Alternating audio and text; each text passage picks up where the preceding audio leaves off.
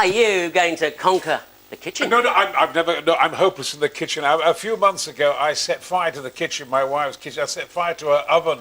It looked like the Terminator, you know, without the flesh. But it still worked. But I mean, she couldn't believe a new oven. A new oven. Well, she got what she wanted, probably. I'm dreadful. I'm a dreadful cook. Yeah. Oh, well, you're not going to be today. We're going to do... No. You like a bit of meat? I do. I love meat. Yes, yes, I do, yeah. You like finger meat? You like eating things with your fingers? Yeah, I do. Yes, I do, yeah. We're going to do the best ribs, finger-licking ribs, which we use this rib here, which I got from the local butcher. You're not likely to find ribs in the supermarket like this. When you get them in the supermarket, they've got far less flesh. Yeah. So when you go to your butcher, you want to ask for rib that's got quite a bit of the belly still attached, right? That's the pork belly. That's what we've got there. And what happens to that, I make a fantastic marinade for that. In this bowl, I've got some soy sauce. Yes. You look at me mysteriously. I know. I'll be questioning you about a lot of things. Really? Yes, okay. yes. Soy sauce, yes. To which we're going to add a little splash of sherry.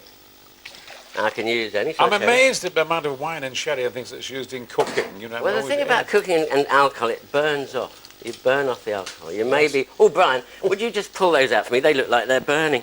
What? Those are my later job. We didn't want to get those out so early, but if you just hide them over there, yes, Brian. I won't let anybody see them. Don't let anyone see those. No.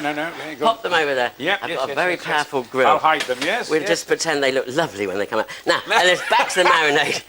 It's a live show, this, of course. This is live, isn't it? It's live, yes, Brian. Don't panic. Listen, you're going to put that in there. Squeeze all that in there. That's a tomato ketchup. I put the lot in? Well, about half in there? In there, yeah. And I'm going to do honey, which I'm going to put a load of honey in. So, I can smell those ribs. They smell lovely, don't they? Smell delicious. And also a splash of this, which is ketchup manis. Do you know ketchup manis? I don't. Indonesian sweet soy sauce. So it's slightly sweeter, so it just adds a hint more sugar. Mind you, with all that ketchup and honey, won't need it to be that sweet. And then we give that a quick stir. Would you do that? Yes, please. Yes. Now, listen, Brian, I need to ask you. I've been baffled. Yes. Now, you're about a yard taller than me, but you have got a similar sort of girth. Oh, that's right, yes. If I may put it like that. Yes. Now, you've been up on a mountain. In fact, you've been up Everest. How did you get that bulk up there? Well, in actual fact, I'm beautiful, I'm well proportioned. I mean, if you took the flesh off, I mean, there's no end to my talents, but I mean, if you took the flesh off, actually, I am a 50-inch rib cage. I'm 49, so I told you. Yes, I'm kind of a stunted giant, you might say, kind of a bit like Professor Challenger in The Lost World. I'm broader than I'm long, but I've got huge lungs. They're almost twice the size of normal lungs they've discovered. So that hence the oxygen. It helps a great. I have a gift for going high, which I'm delighted about. It's some peculiarity in my bloodstream. This is some peculiarity in my head. With those good lungs, you must be a great singer as well. You're huge. Oh, for the roast beef of England, and oh, for England's roast beef. As I said, there's you've got a star on. Okay, I think we better carry on with the cooking now. What I've got, that's been. Oh, put that in there, Brian. What do I put in there? You just put that in there. What, all of it? All of it, and just move it around. Upside the other way up. That's it. What, that way? That'll do. Yeah. And just move it around. Now, just remove that board from me, Brian, and would you give your digits a quick wash in that sink for me? Yes, I will. So that ideally that marinade's overnight, but certainly for about 3 hours if we can. You with me, Brian? I am, yes, I am. Okay, now, what you do is you take that marinade from that bowl and the ribs, and you put it in a roasting tray like that, over the heat or in the oven, it's entirely up to you, and you put a little bit more water in there just to bring it up to the top of the ribs, and as it's cooking, you just keep turning it over. How long do you put it in for? Well, if they're supermarket ribs without much flesh, I'd say about 25 to 30 minutes. If they're chunky ribs like this, I'd say best part of an hour. But just keep basting it during the cooking. At what temperature? Or about 180, not too hot. 180. I've got a new oven. It's easier to do it on the top. Cooks very well. Yes. You can do it on the top, just on the top. Really? Now what you do is allow it to go cold. We remove that. We reduce that liquid down. Reduce means put it in a saucepan, boil it down until it's really thick and gloopy, right? And then what we do is we paint. We take it out of the dish. Obviously that sauce wouldn't be in there. We just paint the flesh with that and then bung it under the grill. So once that's cooked, you can allow it to go cold. So we're preparing things well in advance. If the weather's friendly to us, you can do it on the barbie. Keep basting it during cooking on the barbie until it's lovely and crispy. And you've got it over there already. Yes. But don't get it yet. We're going to surprise them. What I'm going to do is a little hot potato salad. There's some chicory over there, Brian, and there's some spring onions. I want you to shred that up for me. Oh, I tell you what. You're not keeping on top of me, are you? No, I'm not. No, you should have said, what are all those? What are all those? Well, they should have gone in the marinade. Or should they? You're baffling me. Look, I've got a bit of rosemary, some garlic. Yes. I've got some ginger, and I've got some star anise. Do you know about star anise? I don't. Star anise is a Chinese spice. Really? And it's lovely. It's got a very aromatic, wonderful perfume. That all goes in the marinade, which, of course, silly Billy. I mean, I was so bamboozled by your singing. I know. My talent defies description. Shred for me. What little tiny? Well, you do it like you want. Now, what I've got here, I've got some bacon, I've got some potatoes, just in a little bit of olive oil. I'm making a nice sort of warm potato salad, and I'm going to add a little splash of chili oil to that. Do you like a bit of fire in your belly? I do, yes. This is quite powerful. Hey, look at that. This is going to be really nice.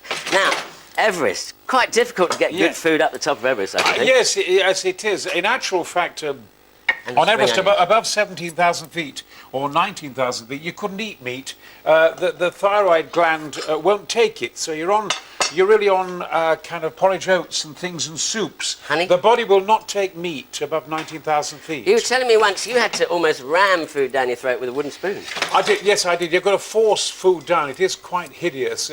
You actually deteriorate. You arrive on the mountain very fit, and then you become a thriving cripple. You slowly deteriorate. You become a healthy cripple. Now, when I'm on Everest, I'm 16 stone 6, and then when I finished it, I lose about 7 stone.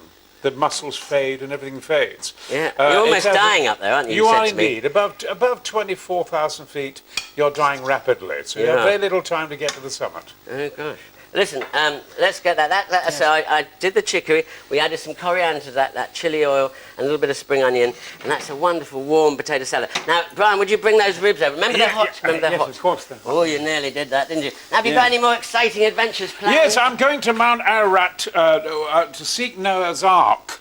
They've sighted it. NASA have sighted, their satellites have sighted a great giant ship near the summit of Mount Ararat in Anatolia, East Turkey. So I'm going up there to investigate and see if I can discover the Noah's Ark. Excellent. Do you think you'll find it? Yeah. I do, and we've got there, you see, look, beautifully basted. The top was perhaps a little bit crispy, but we're going to just cut through some of that like that. So you've got really nice, chunky ribs. And we're gonna, do you want to get your... You're laughing. Can you eat that? Can you eat on script there? I'm going to pop that on there. Right, it's a bit hot. They're hot. Yeah, I tell you what, you're going to love that. It is so delicious. I have to worry about my false teeth, so I will do that late. Oh, that's lovely. Okay, you enjoy that. Okay. Listen, as always, it's you who decides how the show will end. Now, today, I've got a choice of summer weekend food for you, and I'll be cooking the most popular dish at the end of the show. So, what will you vote for? Will it be a wonderful Thai beef salad? How about that British classic coronation chicken, my way? Or I've got some fantastic light phyllo fish parcel with prawn and haddock, very much like a fish pie. And also, so just get in there. Call us to vote. The number is 090 1190 2244. That's 090 1190 2244. Or if you have a digital television, you can press red on your remote control. So, Brian, Thai beef salad, coronation chicken, fish pie. Which one's your fancy? Well, I mean, the coronation, it brings back great memories. I mean, the coronation chicken. I know, I didn't realise you were that old. But, I'm 67. Good heavens. So in 1953, I was 17. That's when they climbed Everest and so forth, and coronation. I remember absolutely everyone's cooking this wonderful chicken. I've forgotten all about it. So make your choice. I would like the fish. The fish. Good choice. Now, time for a bit of Jamie Oliver. This week, he travels to Scotland for a weekend of fishing, cooking, and eating. My favourite fruit. And of course, strawberries.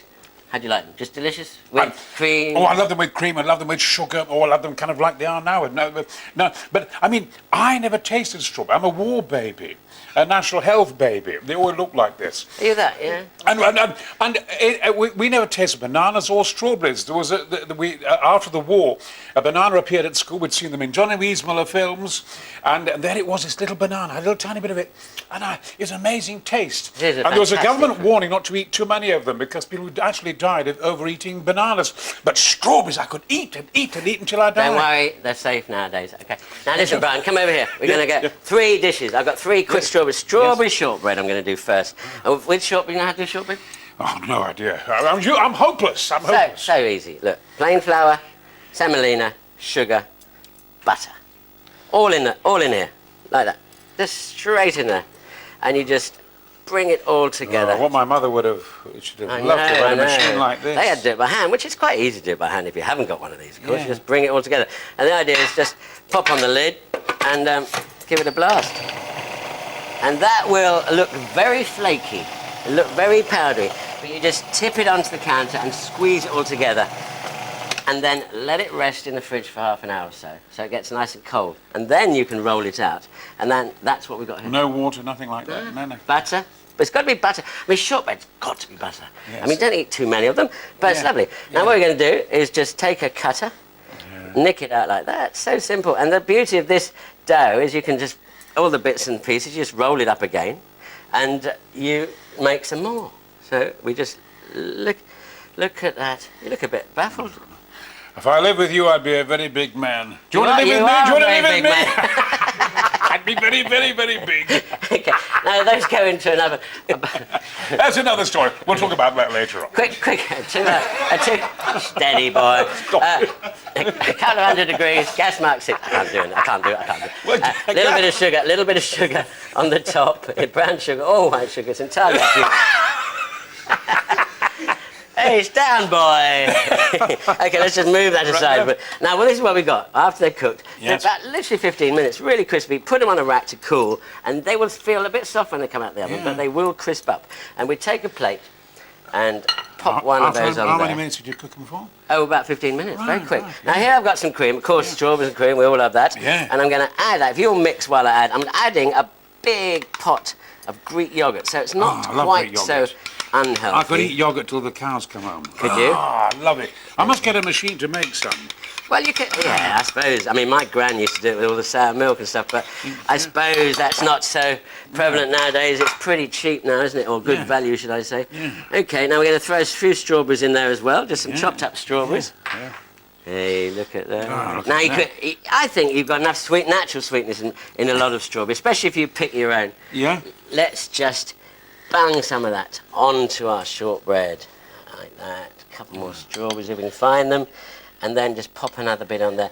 And what I've got in here, I've just got a compote of strawberries, which I've cooked with a little bit of port, a little bit of sugar, just until they give off some of their liquid. And I'm just going to pop some of that around the edge like that. Oh, that's nice. And that is so good. Now, we're going to have to rush through those last ones because we haven't got a lot of time. Yes. So what I'm going to do, I'm going to show you here. What I've got is blitzing vanilla pod like that. Where does vanilla come from? What is it? It comes from Madagascar, the proper stuff. Madagascar, and they've had a very bad crop, so it's quite expensive.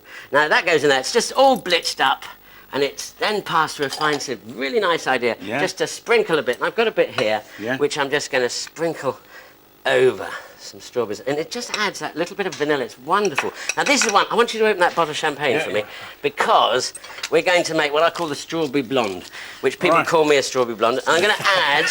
I can understand that. Can you? Yes. Okay, fine. I always thought I was just a blonde myself. Anyway, in go the strawberries, like that. In goes some vanilla sugar. Not too much, just a little bit of this. And we're going to make a strawberry bun, which is across. No. Steady, boy, steady. Sorry. Abandon I ship. said I was hopeless. Now, where's my lid gone? Oh, you got me all in a flummox today. Let's shuffle that up like that. Nice. Now, we haven't got time, but normally, because of oldies, I would pass this through a sieve because you get the little seeds stuck in here. But we don't worry about that now. And I'm going to pop that in there like that. Nice, eh? Yeah. This is good, really fresh strawberries. This would be a perfect drink to serve at Wimbledon somewhere. Now I'm going to pop that in there. Would you give it a little stir as I pour it in, because otherwise it will overflow. Give it a good go on. Go. Oh, I know. Well, I don't know how burn kitchen. Look at that. Nice one. Same with that one. Right. Hey. Okay, we normally would have time to fill that up. And then you just put a dollop of strawberry Ice cream on the top. Grab All this on a Saturday morning. grab some of that. Grab some of that. Give it. It's what Henman needs, love. That's what they need. Give it to me. Listen, Knock the hell out of him. Edmund needs a lot more than that, dear. Does it? Right, Here we there you go. go. There, have a drink of that. Oh, dream on. That is lovely. Okay, that's fantastic. Listen, do you fancy a quick look at the vote so far? Well, in the lead at the moment. Oh no! It's the Queen! No. She's done it! She's been voting. She's on a text. It's Coronation Chicken. 36% of the vote. Please vote for fish pie. There's still time for things to change. We want the fish pie, don't Come we? on, the fish. Get on the fish, get on the fish. Now, we're going to go for our naked chef makes a chocolate mousse with a Scottish twist and buys langoustines straight from the sea.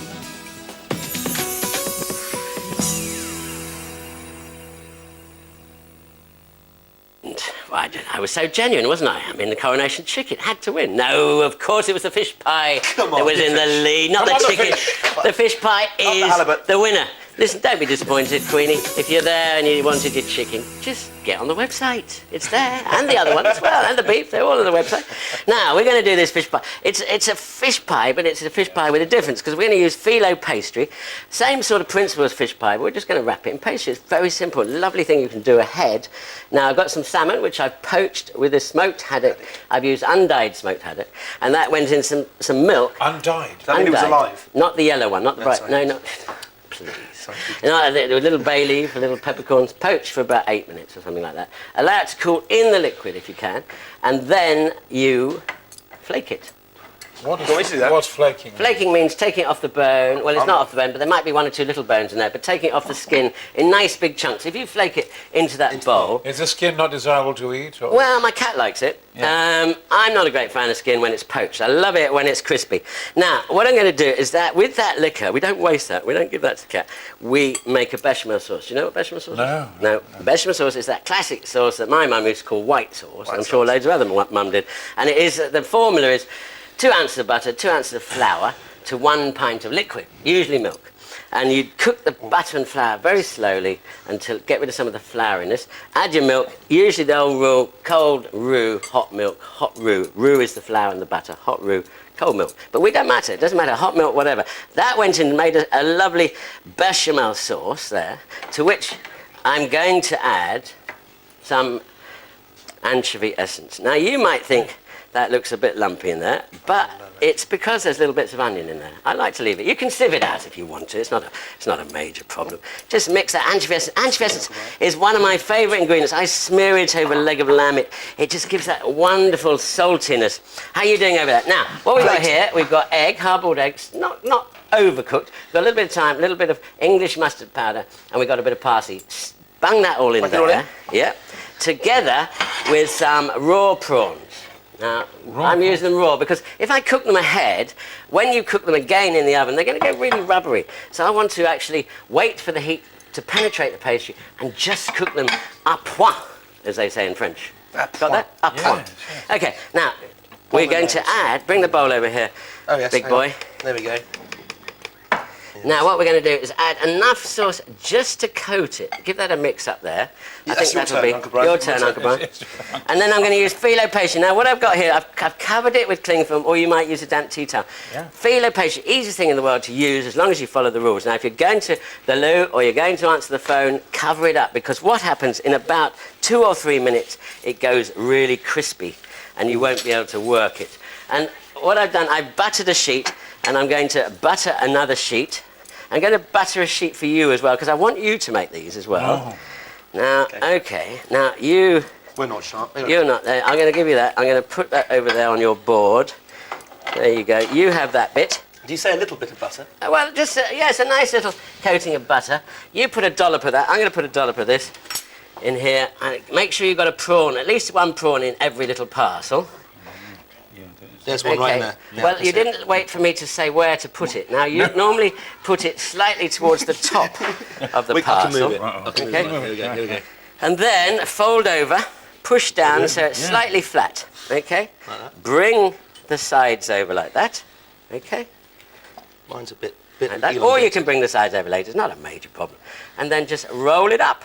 You've got a nice parcel. And then what? Look at that. I'm a cook. Magic. Magic. Now, bung that in the oven.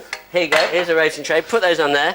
Jolly and good. then there are some in the oven. We don't need to put those in the oven, but they take about 15 minutes. Hot oven until they're nice and golden. Will you get those out, Joe? I will, They're sir. in there. Yes, actually. Lovely. Now, This one. Brian, Oh, look at I that. want to get this in because most people who are very old remember you from Z Cars, don't they? Marvellous. PC, Fancy Fancy Smith, Smith. Yes, 1962 to 1965. And everybody did fancy me, yes. I was very masculine and the women all adored me, which I perfectly did adore understand. you, didn't they? Well, I've no very little talent, but I'm very sexy. And this is my main appeal. I mean, the women just love the fact that I'm very, very masculine. But, and very modest. There is no end to my talents. But in Z Cars, it was a real... I mean, this is live, and so it's exciting. Very ready to a live show. Okay. Z Cars was live. And therefore, live? the experience was heavens. sensational. I mean, therefore, guests and people alike. Judi Dench was in one the other night. You saw Judi Dench do one with me, play my girlfriend. And she was so brilliant. She was so nervous, so vulnerable. And it was... I think it makes all the other series look very puffy. I really do. I think it's... You're a star. Listen, I'm going to let... A lot of people know this, but his first stage performance was in Rumpelstiltskin. My God, yes. Rumpelstiltskin. Yes, My I had no daughter idea loves what I you was doing. I remember the voice. Rumpelstiltskin, oh, goody so, goody so, goody so. And they said, blessed, I was only 11 years of age. You're a fine actor. What's an actor say? You better find out. I had a great Yorkshire accent. Anyway, tuck into that. Yeah, I want to thanks, see whether you thanks. enjoy that. Yeah. Bit of England's Remember what I finest did? to I just poached off the fish. No, it's fine. You can use a fork if you want, you know. Is that right? Yeah. I love fish because it's very good for the brain, isn't it? Well, yeah. Did it? And I love the delicacy. I'm always scared of it going off a bit, you know, and you get poison. Listen, But this is lovely. you enjoy that for a minute. Listen, next week we have the very, very, very delicious Annabelle Croft, who joins me with some post-Wimbledon gossip. Oz Clarke is back and he'll be tasting screw-top wines, and I've got a selection of fab picnic ideas for you too. Now, don't forget, my recipes from today's show are on the website, so just go to bbc.co.uk/food and click on Saturday Brunch. You have been an absolute Who won the star. competition? Who won the competition then? Was it the... You were just saying Oh, lovely. I thought it was a... Thanks, Joe. Thanks very much. Nice to see you. See you next week, same time. My patch. Bye. Bye-bye.